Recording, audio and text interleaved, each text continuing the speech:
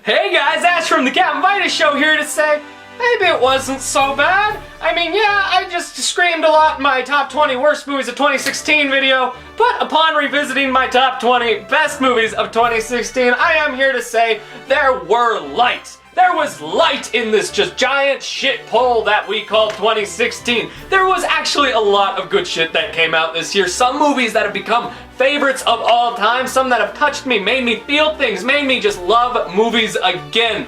So why don't we just, let's be positive for a change and let's talk about my top 20 favorite movies of 2016. And of course, just like my worst of the year list, I actually have a surprising amount of great movies that did not make the cut but still deserve you to go out and see them. So I'm just going to list a few of those off, some honorable mentions. Monster Calls, The Nice Guys, The Lobster, Storks didn't make the list, no matter how much I wanted it to. Nocturnal Animals, Everybody Wants Some, Man Down, 10 Cloverfield Lane, War Dogs, Demolition, Lion, 20th Century, Women Don't Think Twice, Hell or High Water, Deadpool. So many great movies didn't make the list. So what did, Ash? Well, let's find out. I think The Edge of 17 is a movie that really caught a lot of us off guard. I mean, we went into it just like, how am I supposed to relate to this movie about a young, cynical girl growing up being all young and cynical?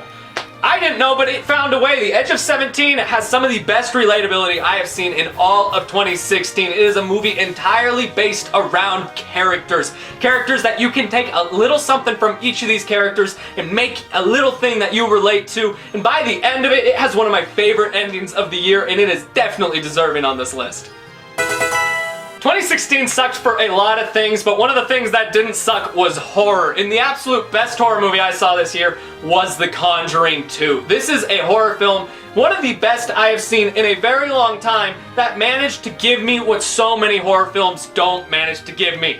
Genuine fear. This is a movie that was so masterfully done by James Wan. He made it so frightening, so scary, so much that it sticks with you for like a week afterwards. That's what I always want in horror films. I always say, good horror is not what scares you in the moment, but what comes home with you at night. And let's just say, Ashy had to sleep with a night light for like a week, because now I'm scared of nuns.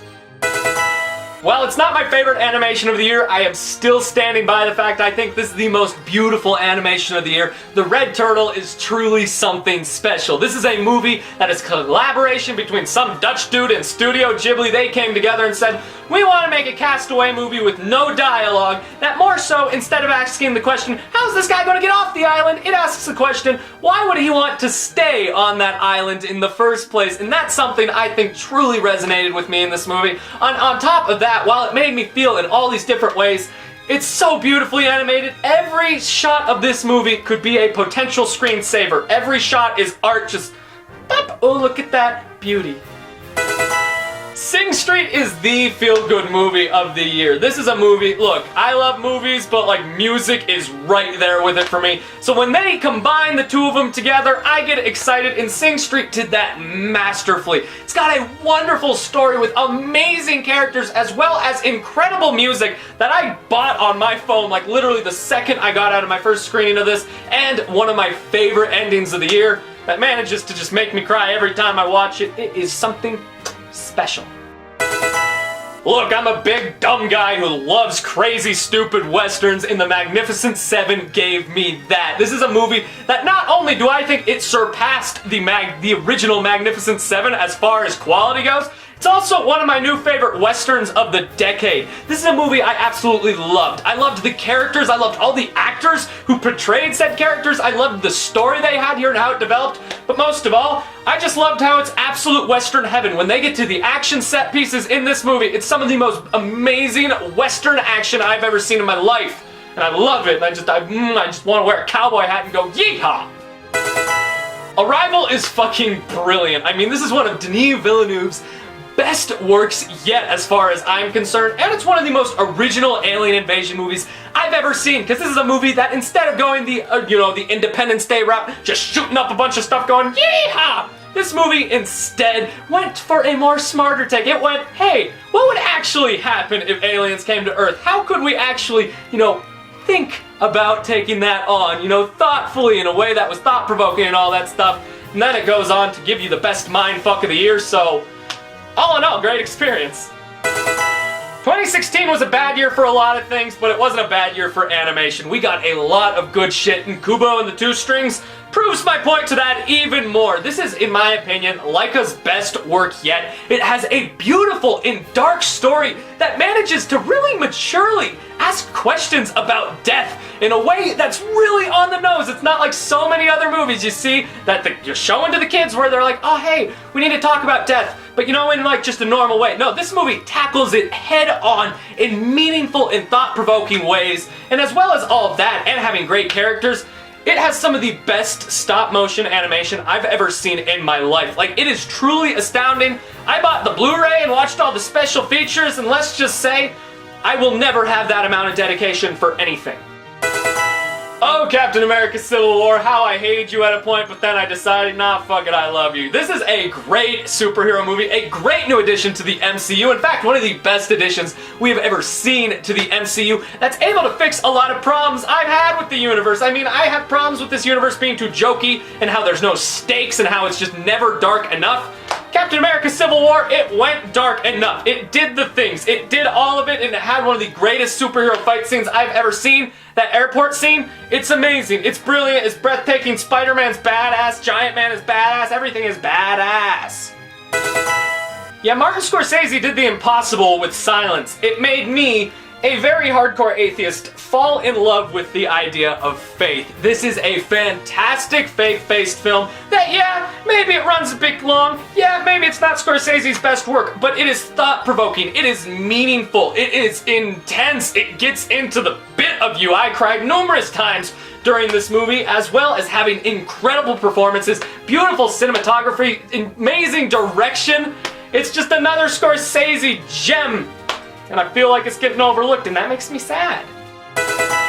The Boy and the Beast proves once again why I am in such gay love with Mamoru Hosoda. I think this guy is the next big thing in anime. I think he is the next Miyazaki. If his filmography says anything, and The Boy and the Beast is just yet another fantastic addition to that. It's got a great story, it has great characters, has one of the best finales I have seen all year. It's like, imagine anime Kung Fu Panda, but it's serious.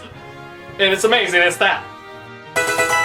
Man, Andrew Garfield and Jesus had a very good relationship this year. I mean, they were amazing in Silence together, and they were even better in Mel Gibson's latest Hacksaw Ridge, which is one of the best war films I have seen all decade. I think it does character work brilliantly. I think it does a story based on faith brilliantly as well, in a way that it doesn't preach to you, doesn't say believe this, but it instead proves to inspire you. It goes, this is what happens if you do believe this. And then of course everyone talks about that third act and how brutal and amazing it is, and yeah, it's brutal, it's amazing, it's one of the best movies of the year. Yeah, I'm a Star Wars bitch, you knew Rogue One was gonna be on here. This is a movie that I saw 3 times opening weekend, and it got better and better every time I saw it. Yeah, it's still a flawed movie. Yeah, there are other films behind this that are technically more well made, but as a Star Wars fan, this movie did things to me. It made me feel, it made me cry. I fell in love, in absolute love with these characters. There were numerous moments in here that I think are some of the best Star Wars moments I have ever seen in my life. And that third act, man, it's amazing. It's one of the greatest Star Wars battles I have ever seen. It's emotional, it's great, it gets you hyped. I love Rogue One, man. I've said it a lot already in this video. 2016 was a good year for animation, and as far as animation is concerned, Disney is king. Of course Moana is on this list. Moana's a fantastic and fun movie that is also a very heartfelt and emotional one. It's such a wonderful adventure with incredible characters that are going to become some of the best characters in the new Disney Renaissance, as well as amazing, amazing songs that were blasting on my iPod for weeks after I saw it. I love Moana. I love it so much. I want to be friends. I want to hold hands while we walk down the beach and sing about the ocean. Patriots Day is probably the most emotionally powerful movie I saw all year. I know this movie, a lot of people really didn't give it the time of day. The Oscars completely looked over it. I truly think this movie is something special, if not for its amazing storytelling, its brilliant character work, or just the genuine love you see behind it. This is not a movie out to profit based off tragedy. This is a movie to show you that you can still be inspired after tragedy, because you get to see what the Boston people went through and how they reacted to it and where they are today. It's a movie, it's hard to watch, it makes your heart sink low, but by the end of it, you walk out like, damn, I feel like I could take on an army. Who knew a movie about a farting corpse could mean so much to me? Swiss Army Man is one of the most original movies I've ever seen in my life, and I am shocked by how good it is. This is one of my few perfect scores of the year. I think this movie is a masterpiece in what it does, because what other movie have you ever seen that breaks down the human condition through fart jokes? It's insane. The first part will make you laugh, the last one will make you cry. All of that is true. Paul Dano and Daniel Radcliffe are fantastic in the movie together. It's funny, it's hilarious at times, and at the same time it can make you cry. It's just such a complete film, and it's such an important film. I love this movie. It just made fart jokes meaningful. No one's ever done that. Man, if ever there was a movie this year that I thought deserved a lot more attention than it got, it is Captain Fantastic. One of the best indies I saw all year, one of the movies I think definitely should have been in the Best Picture race, but fuck me right, and it's one of the best movies I've ever seen about parenting. Because this isn't a movie that preaches to you on how to parent your kids, how to do this and that. It's a movie that presents you with two different mindsets, gives you the pros and cons of each of them, and lets you decide on your own. And as well as that, it has amazing characters. One of my favorite performances from the year with Viggo Mortensen. It's a movie that makes you feel things, it's a movie that makes you laugh, and by the end of it, you will be singing Sweet Child of Mine all the way home. Now, this is the part of the video where I remind you, this is my list. These are my opinions. Your opinion is different, and that's what makes you a beautiful person. Now, go easy on me. I'm not as tough as I look, cowboy, and I genuinely think Batman v Superman: Dawn of Justice is the best comic book film of 2016.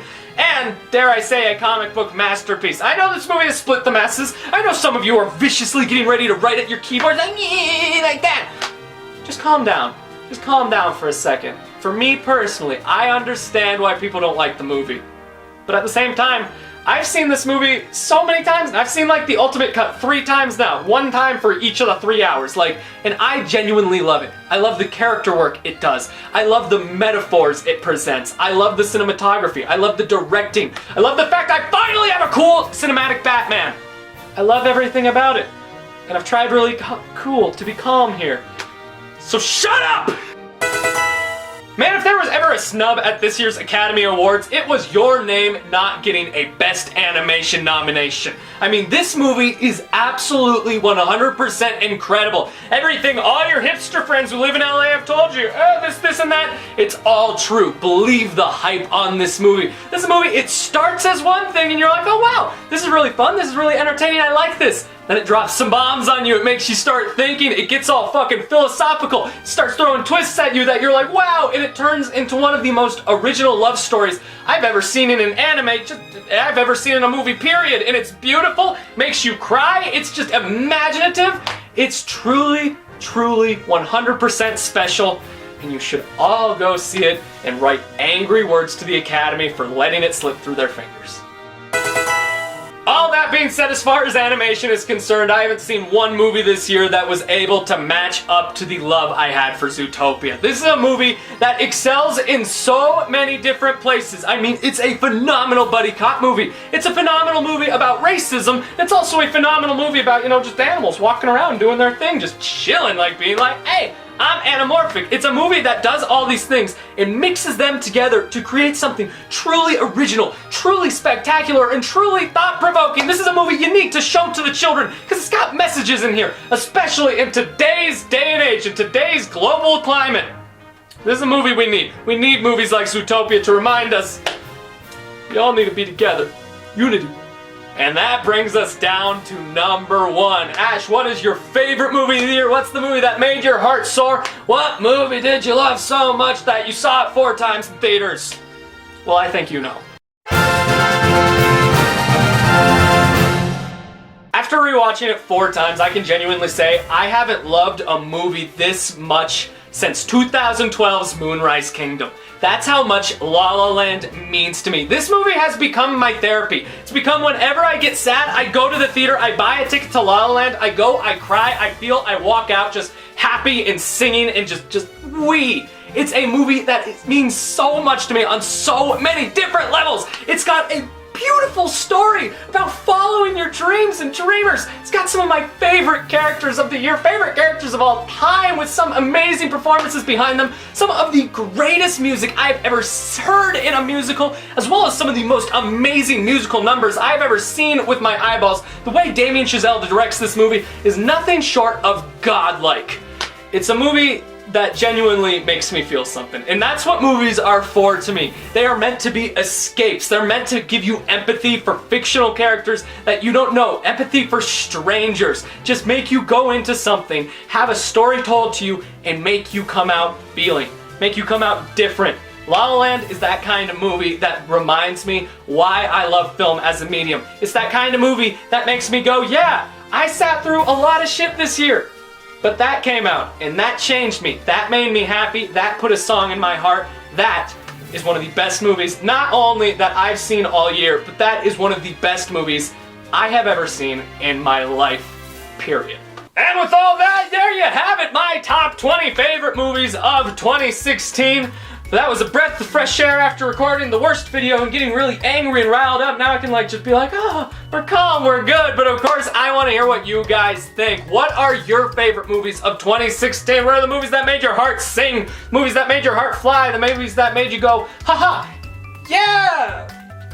Let me know about all that shit. And of course, do all the things. Be sure to like, comment, and subscribe. Follow me on all my social medias. But most importantly, from all of us here at the Captain Mighty Show, you stay classy. Let's hope 2017 is a bit better.